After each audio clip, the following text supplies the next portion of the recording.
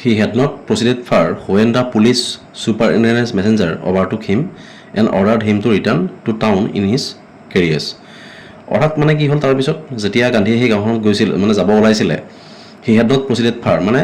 তেওঁ বহুত বেছি দূৰ যাব নোৱাৰিলে মানে আগবাঢ়িব নোৱাৰিলে when the police superintendent's messenger অৰ্থাৎ যিজন SP আছিলে তেওঁৰ যিজন মেছেঞ্জাৰ অৰ্থাৎ বাৰ্তাবাহক overtook him মানে গান্ধীক লগ কৰিলে and ordered him to return to town in his carriage আৰু তেওঁ ক'লে মানে তেওঁ মানে নিৰ্দেশ দিলে যে তেওঁ কি কৰিব লাগিব to town in his carriage অৰ্থাৎ তেওঁ য'ৰ পৰা আহিছিলে তালৈকে তেওঁ ঘূৰি যাবৰ কাৰণে নিৰ্দেশ দিলে গান্ধী কমপ্লাইড কিন্তু আৰু গান্ধী কি কৰিলে মানি ল'লে The messenger drove Gandhi home where he served him with an official notice অৰ্থাৎ গান্ধীয়ে যিখন গাঁৱত যাব ওলাইছিলে তো সেইখন গাঁৱত তেওঁক যাব মানে কি নাযাবৰ কাৰণে নিৰ্দেশ দিলে দ্য মেছেঞ্জাৰ ড্ৰভ হিম আৰু যিজন মেছেঞ্জাৰক মানে কি কৰিছিলে যিজন SP-য়ে তেওঁ পঠাই দিছিলে আৰু সেই মেছেঞ্জাৰজনে গান্ধী কি কৰিলে ড্ৰভ গান্ধী হোম মানে গান্ধী য'ৰ পৰা আহিছিলে যিটো ঘৰ য'ৰ পৰা আহিছিলে তালৈকে তেওঁক লৈ গ'ল where he served him with an official notice আৰু গান্ধীক লৈ গৈ কিনে কি কৰিলে এখন নটিচ দিলে টু কুইট চম্পৰণ ইমিডিয়েটলি আৰু সেই নটিচখনত নিৰ্দেশ আছিলে যে গান্ধীয়ে অতি সোনকালে কি কৰিব লাগিব চম্পৰণ এৰিব লাগিব আৰু তাৰ প্ৰধান কাৰণটো হ'ল কাৰণ কিয় চম্পৰণ গান্ধী কি কৰিছিলে গান্ধীয়ে সেই যিখিনি মানুহ আছে সেই যিখিনি খেতিয়ক আছে তেওঁলোকক একগোট কৰিছিল আৰু ব্ৰিটিছৰ বিৰুদ্ধে মানে প্ৰটেষ্ট কৰিবৰ কাৰণে তেওঁ মানুহখিনিক একলগ কৰিছিলে আৰু এই কথাটোত মানে কি হৈছিলে তেওঁলোকে ভাল পোৱা নাছিল আৰু যাৰ কাৰণে তেওঁক মানে কি চম্পৰণ এৰাটো বিচাৰিছিল Gandhi sign a receipt for a notice আৰু গান্ধী কি কৰিলে সেই নটিচখন যে পাইছে তেওঁ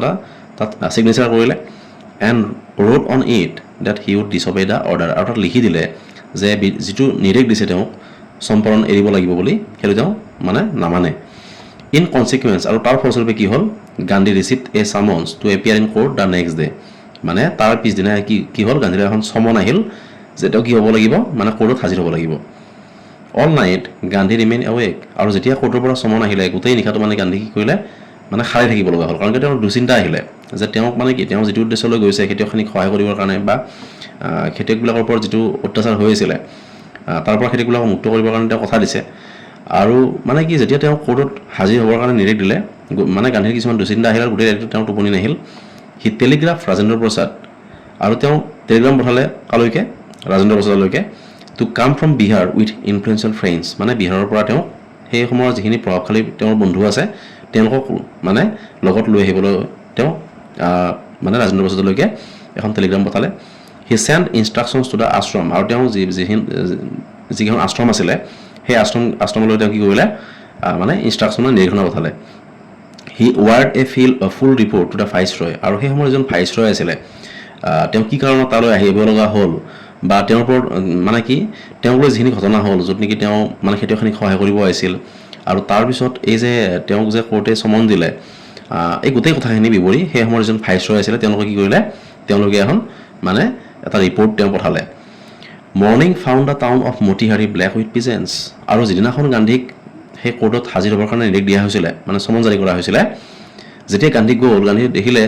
morning found the town Motihari black with peasants মানে সেই যিখন মতিহাৰী সেই মতিহাৰী নামৰ ঠাইখন মানে কি হৈ গ'ল মানে মানুহেৰে ভৰি পৰিল they did not no' Gandhi's record in south Africa আৰু ইয়াতে কৈছে যে তেওঁলোকে চাগে গান্ধীৰ চাউথ আফ্ৰিকাত যিটো ৰেকৰ্ড হৈছিলে অৰ্থাৎ মই কৈছোঁৱে যে চাউথ আফ্ৰিকাত বৰ্ণবৈষম্যৰ বিৰুদ্ধে যিটো গান্ধীয়ে আন্দোলন কৰিছিলে আৰু তাৰ প্ৰতি মানুহৰ যিটো সঁহাৰি আছিলে এখন বেলেগ দেশত গৈ সেই মানুহখিনিৰ তো সেইটো ৰেকৰ্ড চাগে হয়তো সেই মানুহখিনি গম পোৱা নাছিল they had merely heard that a Mahatma who wanted to help them তেওঁলোকে মাত্ৰ এটা কথাই শুনিছিল যে গান্ধী নামৰ মহাত্মা গান্ধী নামৰ এজন মানুহ আহিছে আৰু যিজনে তেওঁলোকক সহায় কৰিব আহিছে was in trouble with the authorities আৰু যিজন মানুহে তেওঁলোকক সহায় কৰিব আহিছে সেইজন মানুহৰ কি হৈছে এটা সমস্যাৰ মুখামুখি হৈছে উইথ দ্য অথৰিটিজ সেই সময়ৰ যি প্ৰশাসন আছে তেওঁলোকৰ লগত এটা সমস্যাৰ সৃষ্টি হৈছে য'ত নেকি তেওঁক চমন জাৰি কৰিছে তেওঁলোকে আৰু তেওঁ সহায় কৰিবৰ কাৰণে যিয়ে যেনেকৈ পাৰে তেনেকৈ আহি উপস্থিত হৈছিলে মতিহাৰীত দেয়াৰ স্পণ্টেনিয়াছ ডেমনষ্ট্ৰেশ্যন আৰু এই যিখিনি মানুহ আহিছিল এইখিনি মানুহক কোনো উচতোৱা নাছিলে স্পণ্টেনিয়াছ মানে নিজে নিজে আহিছিলে ইয়াতে ডেমনষ্ট্ৰেশ্যন তেওঁলোকে সেইটো এটা মানে এটা ডেমনষ্ট্ৰেশ্যন অৰ্থাৎ তেওঁলোকে প্ৰদৰ্শিত কৰিছিলে এটা কথা ইন থাউজেণ্ড এই যে হাজাৰ হাজাৰ মানুহ তাত আহিছিল এৰাউণ্ড দ্য কোৰ্ট হাউচ মানে সেই কোৰ্টৰ সন্মুখত যে তেওঁলোকে আহি ফিল কৰিছিল বা তেওঁলোকে দেখাই দিছিল এইটো স্বয়ংক্ৰিয় আছিলে সেইটো কোনেও জোৰ কৰি তেওঁলোকক কৰা নাছিল was the beginning of there liberation from ফিয়াৰ আৰু সেইটোৱে আছিলে ইমান দিনে যিখিনি মানুহ মানে ব্ৰিটিছৰ প্ৰতি এটা ভয়ত আছিলে তেওঁলোকে যে সেই ভয়ৰ পৰা মুক্ত হৈছে সেইটোৱে আছিলে প্ৰথম আৰম্ভণি তাৰ আগত তেনেকুৱা উদাহৰণ হয়তো নাছিল আৰু যিদিনাখনি কি কৰিছিলে সেই গান্ধীক সমন জাৰি কৰা হৈছিলে সেই মানুহখিনি নিজে নিজে আহি তাত ভিৰ কৰিছিলে কোৰ্টৰ সন্মুখত আৰু সেইটোৱে এটা কথাৰ প্ৰমাণ দিছিলে যে তেওঁলোকে ফ্ৰী ফ্ৰম ফিয়াৰ অৰ্থাৎ তেওঁলোকে ভয়ৰ পৰা মুক্ত হৈছে অফ দ্য ব্ৰিটিছৰ প্ৰতি তেওঁলোকৰ যি ভয় আছিলে সেই ভয়ৰ পৰা তেওঁলোক মুক্ত হৈছিল সেই কথাটো মানে প্ৰমাণ হৈছিলে the officials felt powerless without Gandhi's cooperation এতিয়া এই যিখিনি মানুহ আহিছে কাৰণ কি তাততো ইমানখিনি হয়তো পুলিচ প্ৰশাসন নাছিলে যতিকে সেই মানুহখিনিক দমন কৰিব পাৰিব আৰু সেইখিনি মানুহক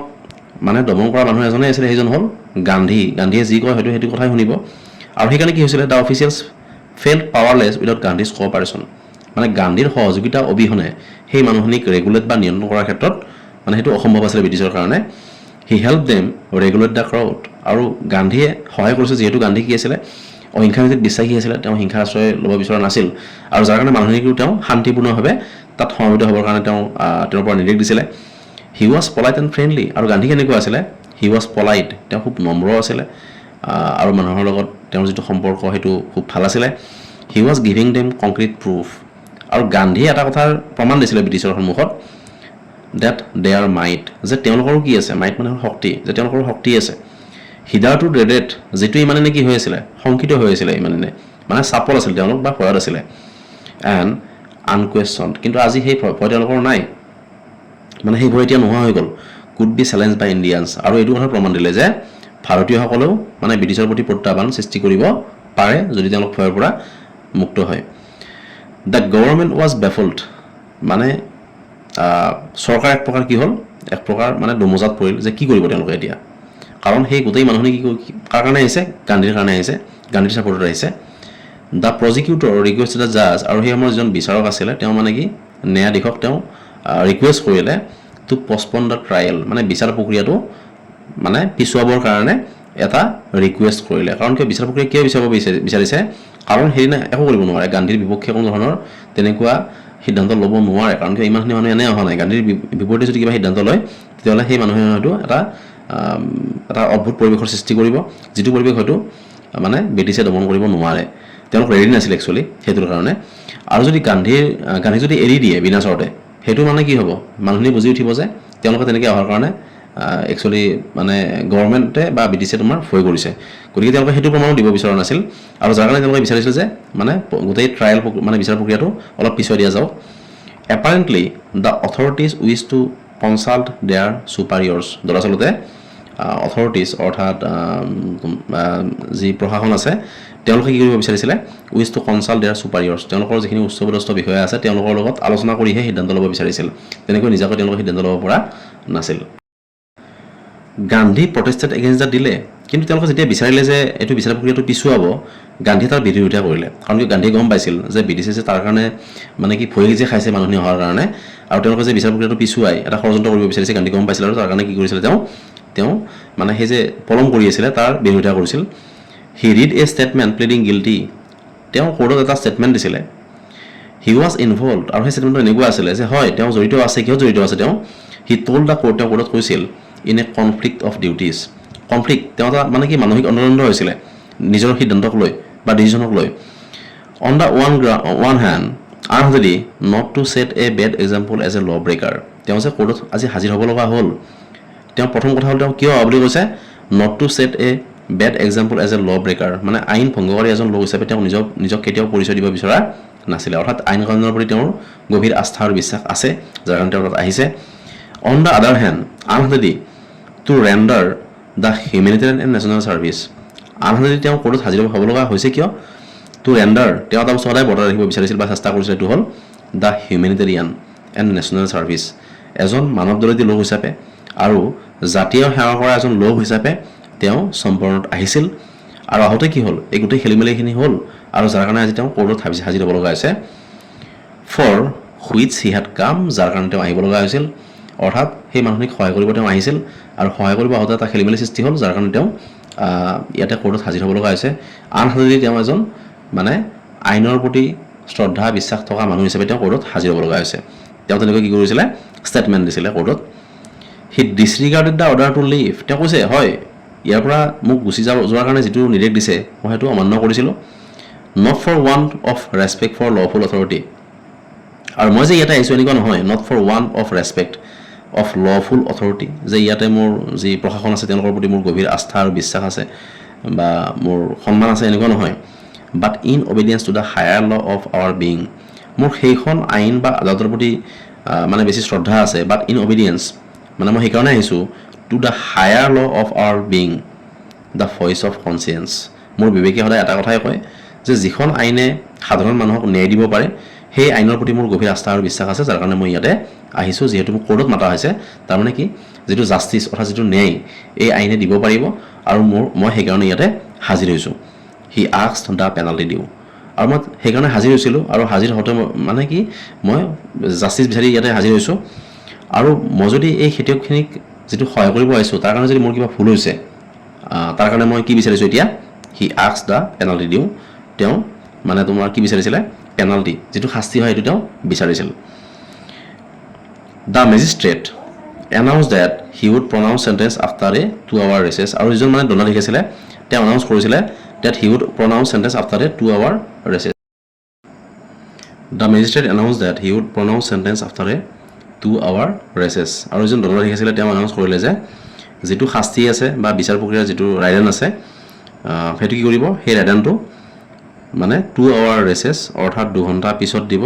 and ask Gandhi to furnish bail for those 120 minutes, আৰু সেই 2 ঘণ্টাৰ ভিতৰত গান্ধী কি কৰিব ক'লে, কিহৰ ব্যৱস্থা কৰিবলৈ ক'লে, টু ফাৰ্নিছ বেইল মানে জামিনৰ কাৰণে যিখিনি মানে ব্যৱস্থা সেইখিনি কৰিবৰ কাৰণে গান্ধীক সেই 120 মিনিটৰ ভিতৰত মানে কৰিবৰ কাৰণে নিৰ্দেশ দিলে। গান্ধী ৰিফিউজড, এতিয়া গান্ধীয়ে মানে কি কৰিলে, অমান্তি হ'ল, তেওঁ জামিন কিহৰ কাৰণে ল'ব, দ্য জাজ ৰিলিজ হিম উইদাউট বেইল। আৰু এনেকুৱা হ'ল কথাটো যে যিজন জাজ আছে ন্যায়াধীশ আছে গান্ধী কি কৰিলে, গান্ধীক সেইদিনা মানে ৰিলিজ কৰি দিবলৈ বাধ্য হ'ল উইদাউট বেইল, কোনো জামিন নোলোৱাকৈ। কাৰণ গান্ধীয়ে যদিও বিচাৰ প্ৰক্ৰিয়াটোৰ প্ৰতি তেওঁৰ আস্থা দেখাইছে, একচুৱেলি তেওঁ কি কৰিছিলে, গোটেই ৰিফিউজ কৰিছিলে তেওঁ, আৰু যাৰ কাৰণে কি হ'ল তেওঁ জামিন ল'বৰ কাৰণেও অমান্তি হৈছিলে, আৰু য'ত নেকি জাজে তেওঁক মানে জামিন অবিহনে তেওঁক মুকলি কৰিব দিবলৈ বাধ্য হ'ল। হোৱেন দ্য কোৰ্ট ৰিকনভেণ্টেড, যেতিয়া কোৰ্ট পুনৰ আৰম্ভ হৈছিলে, দ্য জাজ said he would not deliver the judgment for several days, ন্যায়াধীশে কৈছিলে যে যিটো জাজমেণ্ট যিটো ৰায়দান সেইটো মানে কেইদিনমানৰ কাৰণে ঘোষণা নকৰে। Meanwhile he allowed Gandhi to remain at liberty, আৰু সেইখিনি সময়ত গান্ধীয়ে কি কৰিব পাৰিব, নিজৰ ইচ্ছামতে তেওঁ মানে ফুৰা চকা কৰিব পাৰিব, বা তেওঁ মানে কি যদি ইচ্ছা তেওঁ তাত যাব পাৰিব।